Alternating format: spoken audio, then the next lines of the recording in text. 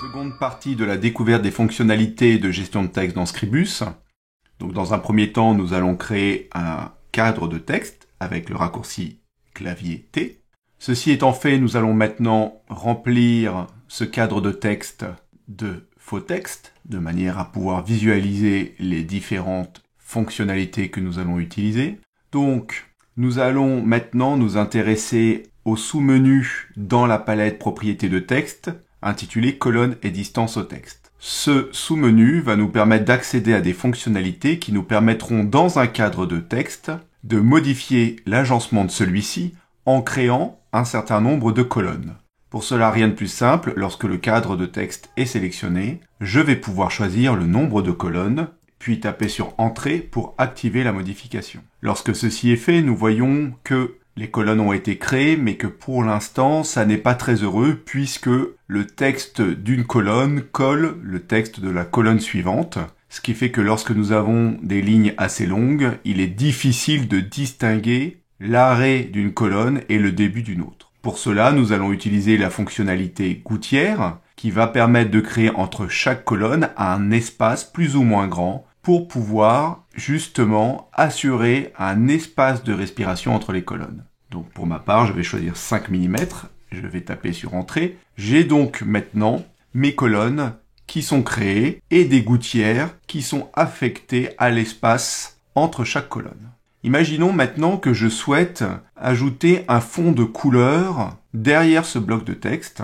En l'occurrence, imaginons que je veuille qu'il soit jaune. J'ai une autre problématique, c'est que maintenant, mon texte est collé au bord du cadre qui devient visible. Et c'est disgracieux. Donc, nous pouvons souhaiter attribuer un espace, des marges internes à ce bloc. Donc pour cela, rien de plus simple. Nous utilisons sous la fonctionnalité gouttière la possibilité de créer des marges internes hautes, basses, gauche et droite. Donc nous pouvons soit affecter la même mesure, soit personnaliser éventuellement l'une des marges pour des raisons liées à la mise en page. Je vous invite très vivement, lorsque vous utilisez un fond de couleur derrière un texte, à utiliser cette fonctionnalité pour créer cette respiration, plutôt que de créer un bloc de couleur sur lequel vous créeriez ensuite un cadre de texte que vous positionneriez en retrait par rapport à ce bloc couleur. Pourquoi ? Eh bien, d'abord parce que ça vous fait une manipulation de moins et que d'un point de vue professionnel, c'est beaucoup plus cohérent.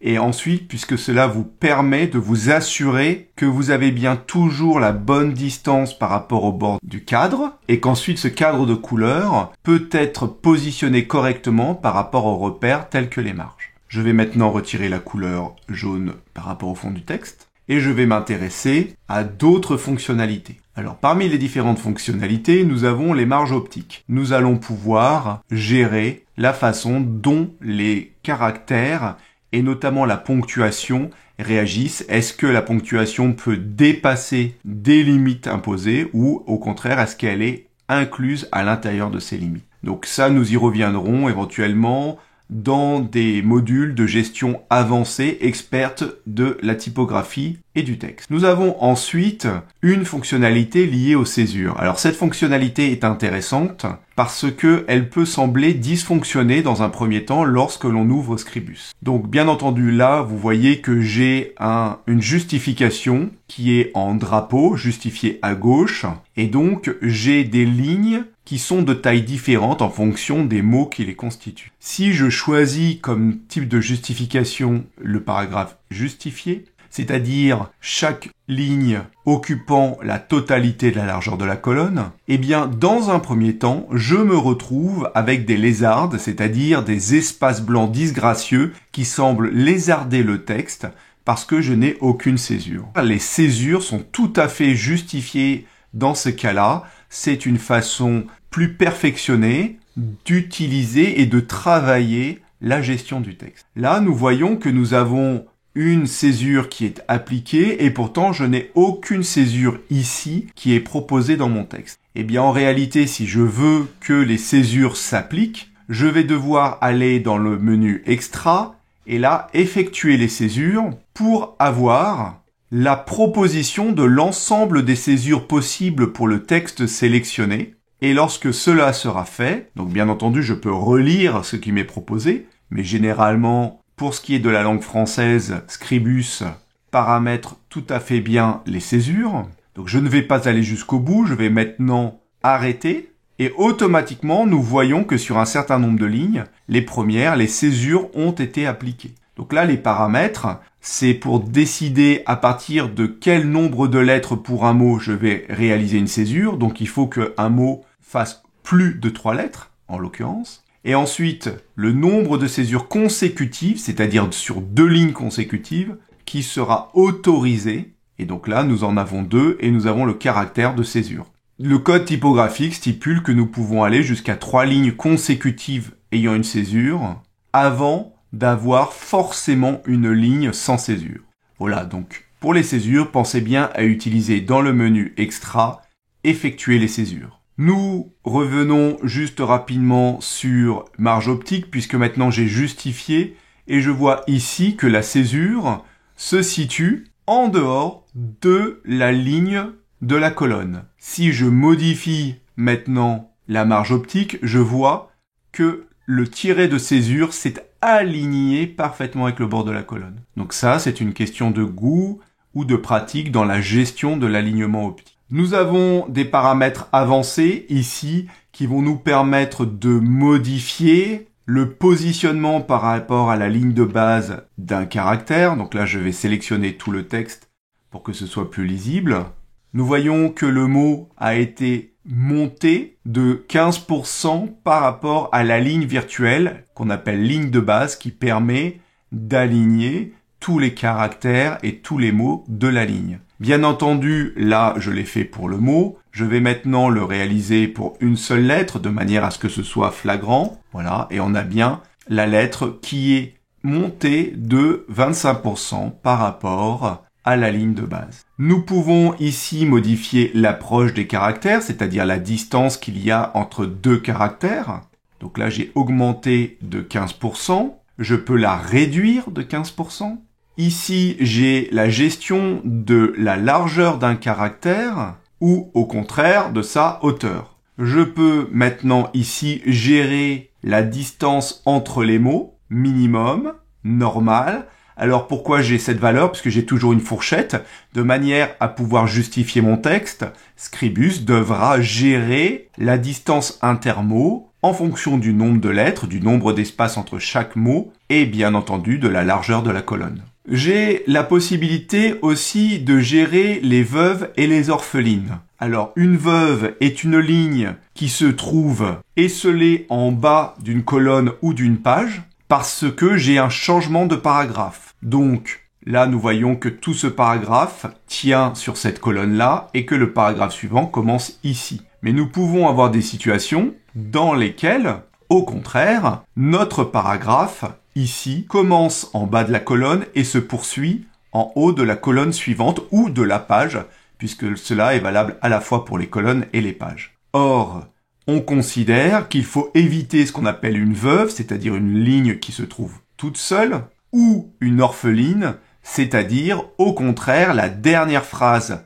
d'un paragraphe qui se trouverait esselée en début de colonne ou de page suivante, comme ici avec le terme composé. Nous irons plus loin dans l'utilisation de ces fonctionnalités et de ces paramétrages du texte lorsque nous verrons les styles de paragraphe, puisqu'il faut appliquer un style de paragraphe pour pouvoir utiliser et mettre en œuvre ces fonctionnalités-là. Si par exemple je décide ici de ne pas pouvoir séparer 2 lignes du dernier paragraphe, j'ai bien appliqué, mon bloc de texte a bien été sélectionné, mais pourtant je n'ai aucun changement, j'ai toujours une orpheline ici.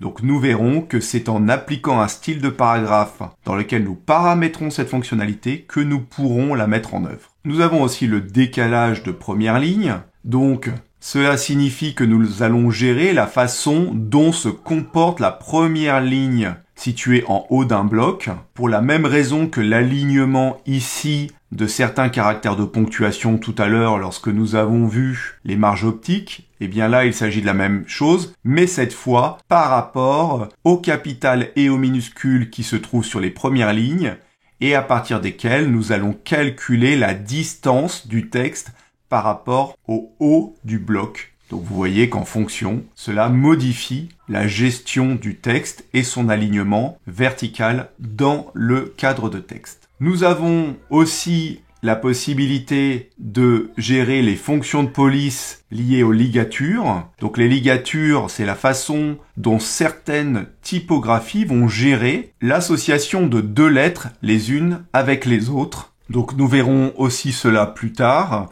puisque nous pouvons considérer que c'est du détail pour les utilisateurs plus avancés. Propriété du tracé de texte, c'est lorsque vous avez non pas un texte qui est géré dans un cadre de texte, mais qui va être géré le long d'un tracé.